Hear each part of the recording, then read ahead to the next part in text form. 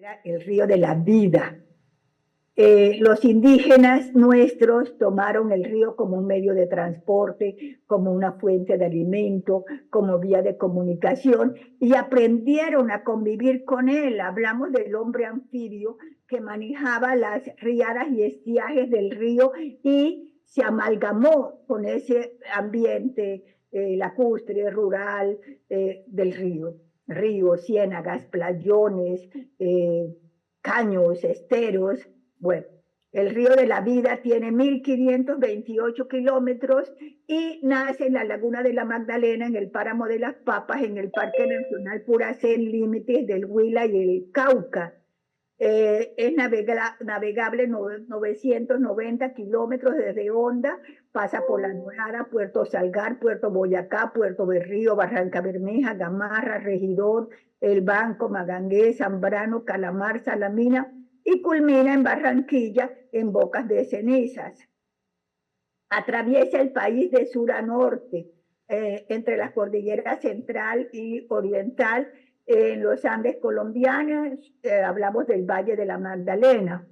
Los primitivos pobladores lo amaron, lo adoraron. Para ellos el río era sagrado. Lo llamaron Guacajayo o Río de las Tumbas desde su nacimiento hasta más allá de Neiva. Lo llamaron Yuma, el río del país amigo en Cundinamarca y Tolima. Arlí, el río del pez o el río del Bocachico en Antioquia y Santander. Lo llamaron Caripuaña, el río Grande en la bajillanura momposina hasta su desembocadura. Nosotros nos encontramos aquí en el Bajo Magdalena y allí ese nombre era Caripuaña, Caripuanao, era el río que nos daba todo lo necesario para la subsistencia. Hablamos de una cultura anfibia, la cultura Malibú. De allí somos descendientes nosotros.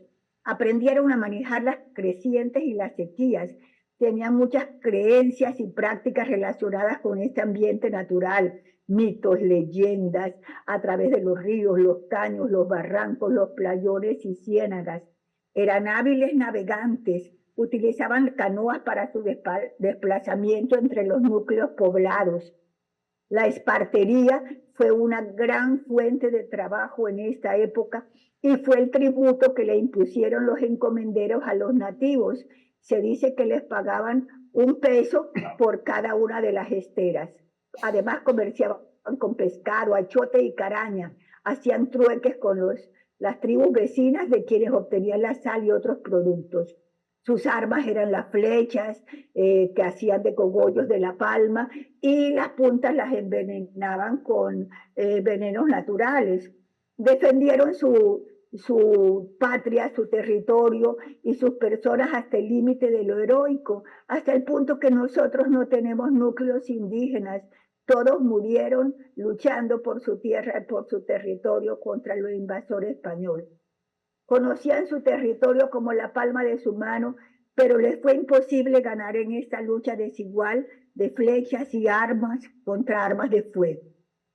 Las aguas para ellos eran sagrados, vivían de la pesca y del trueque de sus productos, tenían sus viviendas en las riberas del río y su transporte era fluvial.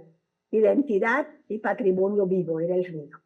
Y pasamos a un segundo jirón de la historia, la conquista. Aquí encontramos las voces del asombro, las voces de los conquistadores, las voces de los vencedores y vencidos, el exterminio del aborigen y la fundación de pueblos. En 1492 llegaron de ultramar estos hombres. En 1501, el descubrimiento del río Magdalena por Rodrigo de Bastidas. Es la primera vez que un hispano se asoma a las bocas del río. Desde 1533, 35, 37 en adelante comienzan las fundaciones de pueblos. Los hispanos tuvieron al inicio admiración y temor al río, pero las aventuras de codicia y de riquezas como nunca habían marcado los siglos hicieron que se adentraran a sus orillas y poco a poco fueron navegándolo. El 1 de marzo, don Rodrigo de Bastidas descubre el Río Grande de la Magdalena y le da la advocación de Magdalena, porque ese era el día de Santa María Magdalena. Los hombres de ultramar remontaron su corriente y un día uno de esos grupos se detuvo y pobló de españoles el asentamiento indígena del cacique Mompox. El río fue una ruta fundacional. El río fue constructor de una nación.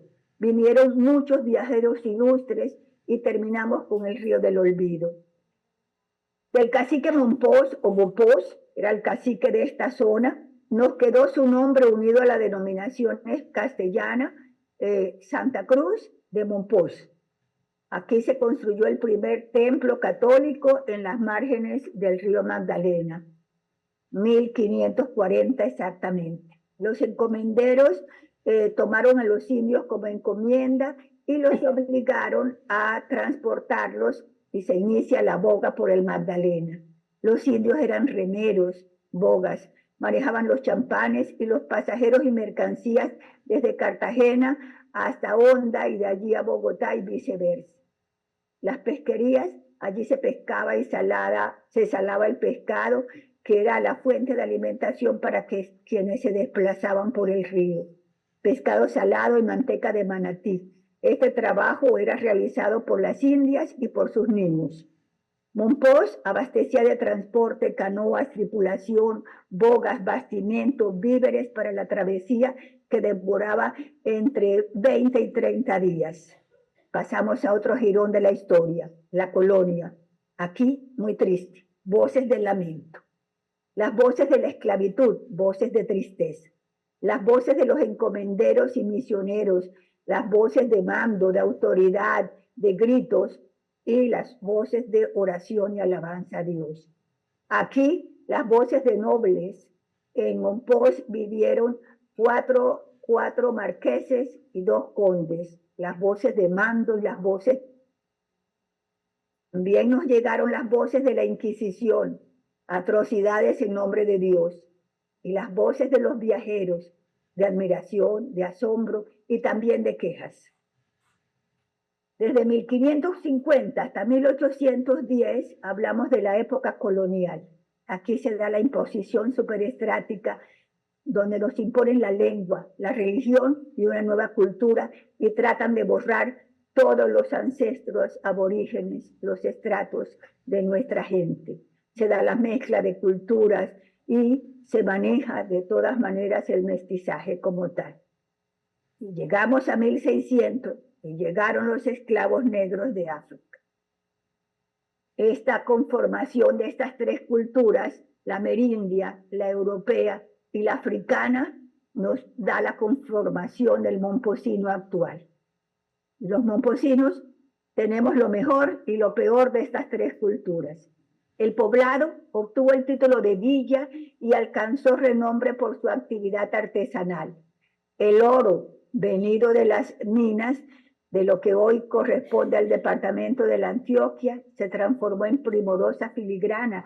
Nuestros aborígenes zenúes, antepasados de los chimilas y de los malibúes del río y de las ciénagas, trabajaban el oro. Entonces, aquí el hierro a famosas herrerías, se comenzaron a trabajar la madera de nuestros bosques. La selva da esa madera para la labor ingenio de sus carpinteros, ebanistas e ingenieros. Y la villa de Mompox fue el centro desde la cual se propagaba la evangelización de los franciscanos que iban evangelizando en las tierras comarcanas. La acción docente de los jesuitas. Don Pedro Martínez de Pinillos, quien funda la primera universidad que se da en el Caribe colombiano, en las márgenes del río Magdalena. Don Gutiérrez de Cavieros llamó a Mompox la garganta del reino. Por aquí pasó de ida y de venida la colombianidad. Siglo XVII, regularización y navegación con champanes, de Cartagena a Santa Fe. Se construye el canal del dique. Don Pedro Zapata de Mendoza y 2000 esclavos negros abren el surco para que por allí se dé la navegación de lo que hoy conocemos como el canal del dique. En 1542, el adelantado Alfonso Luis Fernández de Lugo perdió un lote de ganado en lo que hoy conocemos como El Paso, en el departamento del Cesar. Se dice que 80 ejemplares de ganado se extraviaron en estas sabanas, y como tenían pocos predadores, al cabo del tiempo, todo este ganado cimarrón se había apropiado de esta zona. Allí entonces los negros fueron dedicados a la ganadería con sus conocimientos que traían del África. Estos seres que vinieron de este continente tenían muchos conocimientos de manejo de cabras y de ganado. Ellos arriaban el ganado acá cantando una serie de tonadas. Se dice que estos cantos de vaquería son el sustrato del actual vallenato. Tuvimos muchísimos viajeros ilustres que nos trajo el río de ida y de venida, presidentes, oidores, religiosos. Fueron desde 1537 pasajeros por el río. Ahí encontramos periodistas, el sabio Alejandro de Humboldt, Aimé Bonpland. Mompós marcó otro hito en la historia nacional. José Celestino Mutis, el adelantado don Alfonso Luis Fernández de Lugo, el primer arzobispo de Santa Fe, Fray Juan de los Barrios. Fray Luis Bertrán estuvo aquí en esta zona también evangelizando en una Semana Santa. Y encontramos otro jirón de la historia, la independencia. Aquí encontramos las voces de la insurgencia. Se dan batallas navales. Simón Bolívar vino 8 veces a Mompós. Mompós era muy rico, era la capital del contrabando neogranadino. Y Bolívar, conociendo esa parte, vino a Mompós, donde había muchos adeptos que clamaban por la libertad. Mompós es llamada entonces la cuna de la libertad en Colombia. Y el 6 de agosto de 1802 lanzó su grito de independencia absoluta de España y de cualquier otra dominación extranjera con el lema: ser libres o morir. Y murieron nuestros valerosos. Se dieron varias batallas, entre ellas la batalla de los cañones de Guaduas. Es la primera guerra civil que se da en nuestro territorio colombiano, entre Cartagena y Mompós, porque los cartageneros no aceptaron que Mompós lanzara el grito de independencia absoluta. Ellos eran realistas. La batalla del 19 de octubre, que libra las márgenes del Magdalena de españoles, cuando estaba Mompós prácticamente ahogada, asediada por todas partes por las fuerzas realistas. Esta batalla del 19 de octubre le vale a Mompós el título de ciudad, deja de ser villa. En 1812 Mompós se vuelve ciudad, aparte de eso, valerosa y benemérita de la patria. Se inicia con Simón Bolívar la campaña del Bajo Magdalena, y de aquí se llevó 400 valerosos momposinos que le dan la libertad, la primera libertad a Venezuela. Y encontramos un quinto jirón de la historia, la República, que son las voces de la nacionalidad. Hay unas voces de contraste en un pasado colonial con prosperidad económica, una independencia gloriosa donde hay luchas libertarias. Encontramos nuestros héroes: Bolívar, Maza, Córdoba, Sucre, y un presente rezagado. Hay decadencia, pero también hay reinvención. La década de 1860 fue aciaga para Mompós. El río cambió de curso y se divide en 2 grandes brazos el caudal del río. El brazo de Mompós languideciendo en decadencia, y el brazo de Loba, que se vuelve navegable. Decadencia de Mompós, languideció el comercio, y los comerciantes se fueron. Y pasó el tiempo. Y con él se fueron los champanes, bongos y piraguas. Y el río de la Magdalena se convirtió en brazos. Y la ciudad valerosa, otrora villa de Santa Cruz de Mompós, ya no quedó asentada sobre el río, sino sobre un brazo del Magdalena. Languidecieron las artesanías y desapareció el trajín. Solo la juventud continuó fluyendo la ciudad para el cultivo de su mente.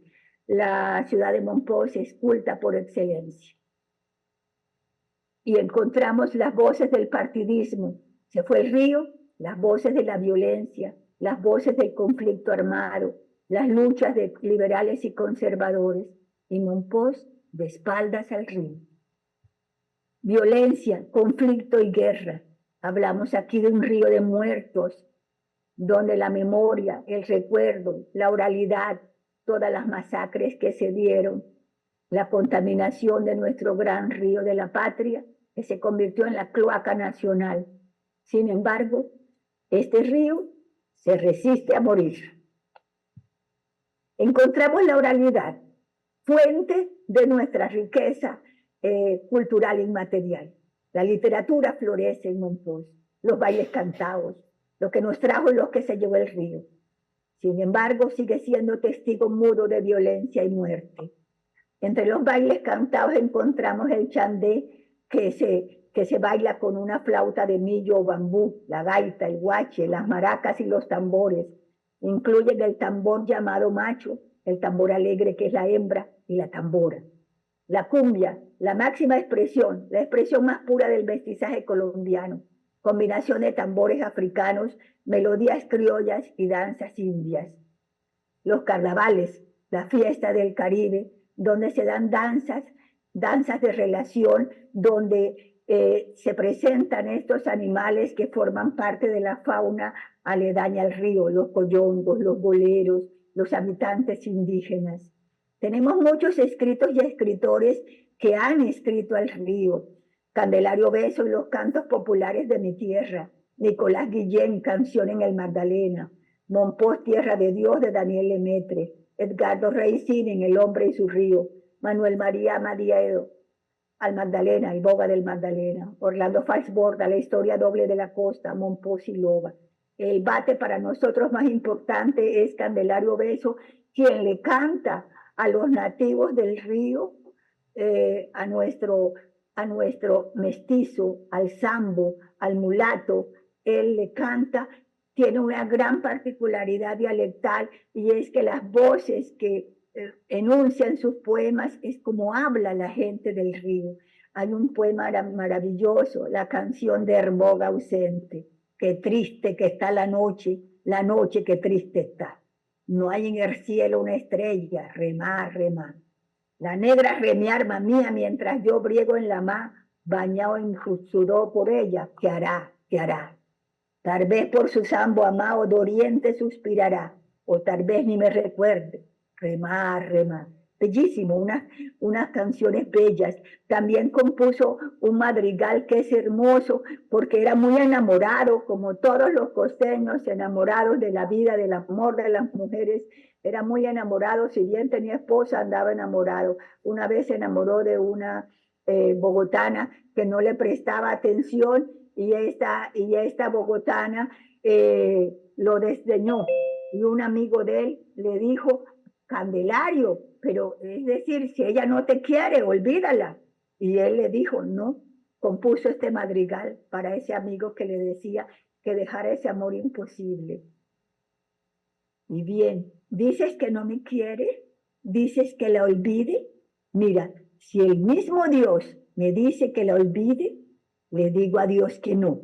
Y si en castigo a mi blasfemia impía me la quita veloz, entonces me suicido, voy al cielo y se la quito a Dios.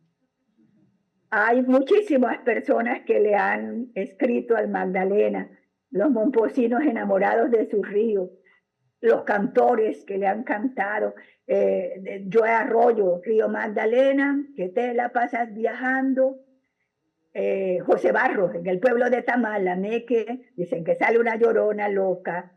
Totó la momposina en la piragua, de José Barros, a orillas del Magdalena, de Alejo Durán. La mócura está en el suelo, no, mamá no puedo con ella, de Crescencio Salcedo. Ojalá ustedes jóvenes hayan escuchado estas canciones que le cantan a nuestro río.